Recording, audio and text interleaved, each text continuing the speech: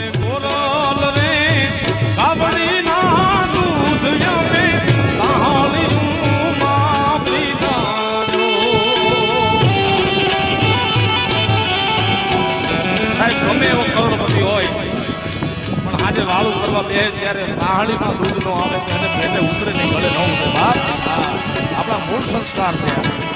ગોરલ ને ગાવડી ના દૂધ અમે તાહળિયું માં પીધા જો.